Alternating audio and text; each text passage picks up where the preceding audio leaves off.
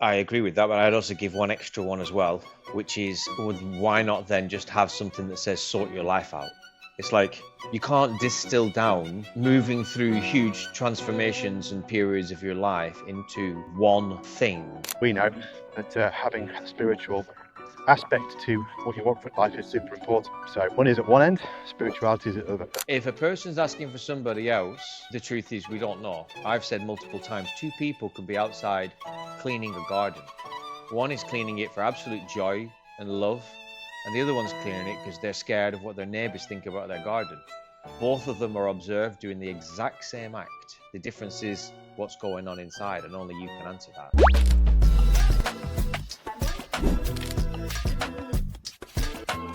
Question that came up from the last call, all right? This is on the general framework, the 7 axes for your next chapter. It says this whole thing is built around 7 axes. Instead of just saying, why don't you just get your finances sorted? Why on earth even bother to split it all up like that? Why to split it up? Well, if you make life just about money, then you can either worry about money or you're just going to make money.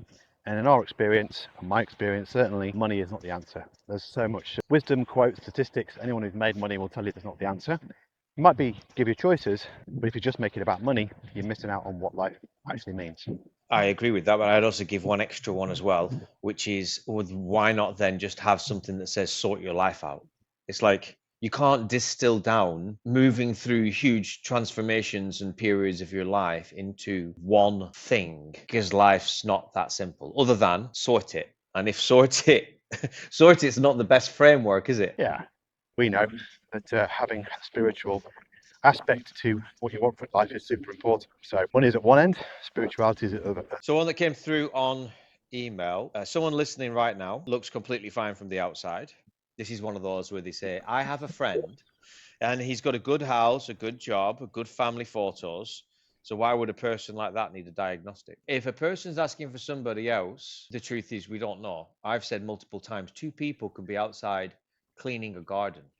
One is cleaning it for absolute joy and love, and the other one's cleaning it because they're scared of what their neighbours think about their garden.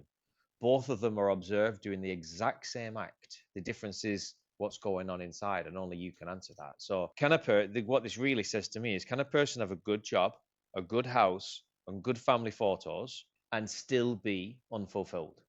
That's the real question, because the diagnostic is answering gaps. And so the answer to that is yes. How do I know that? Because I've met tons of people with good house, good job, good family photos, 5 other goods, and then when you have a couple of beers with them, they tell you how unhappy they are.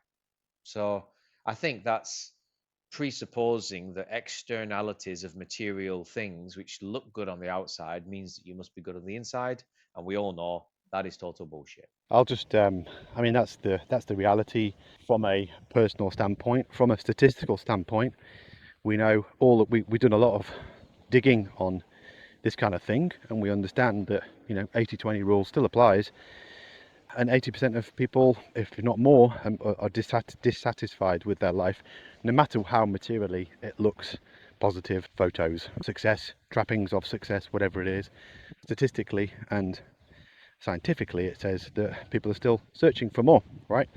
And so, but I think that's part of the human condition, is always to search for more answers, to think, is this it? And this is all that I'm ever going to achieve and be and do and have in life. We're naturally hardwired for more. So whatever a photo shows, the human condition is always stretching into more. And this is an interesting one. If someone can only be strong on one of the 7 axes, which one would you pick and why?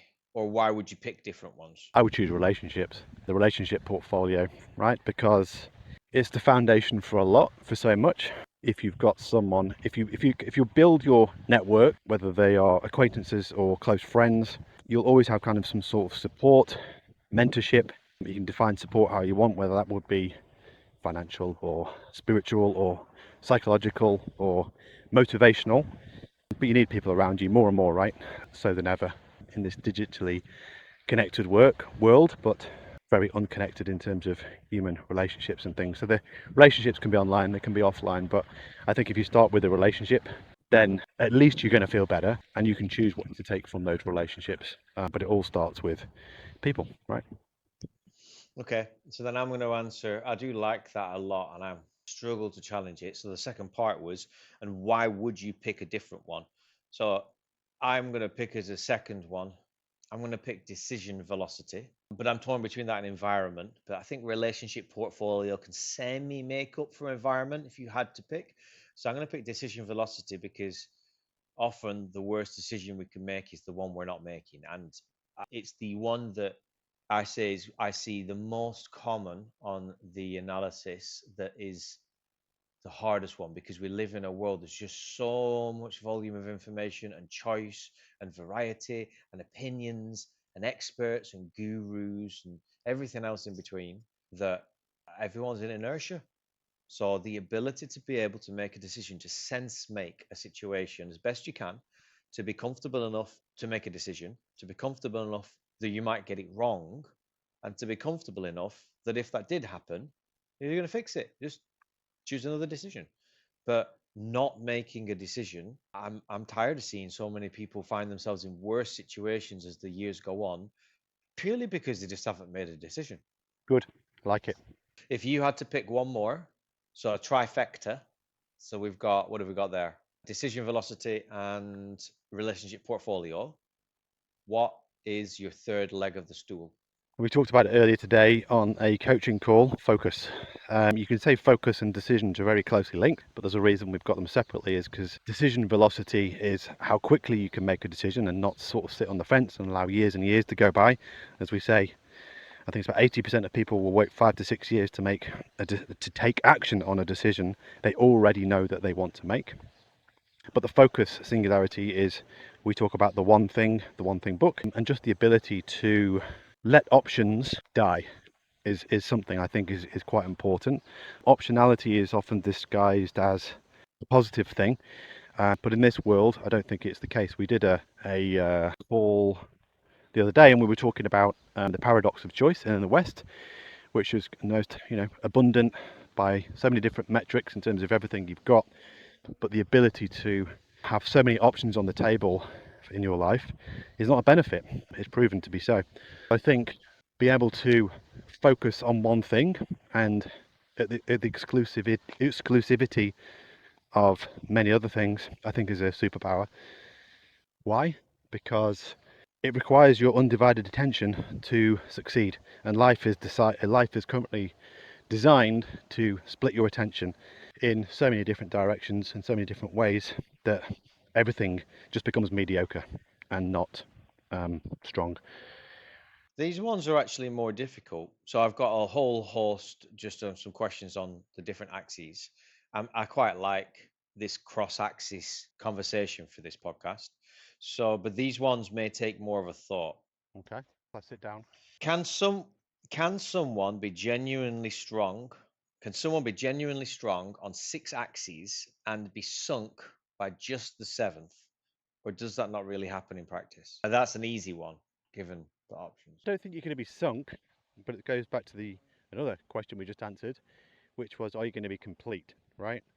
And I think that's the answer to that question, pretty simply, is that it's not going to destroy you, because if you're strong in different axes and other areas of your life, you have achieved a level of success.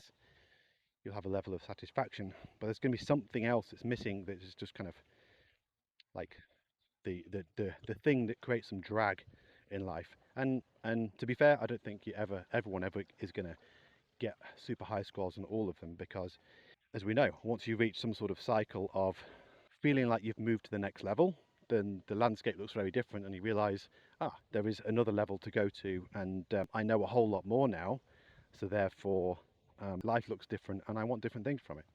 So I don't think it's you're not going to be sunk by it, but it's going to create some sort of drag for sure.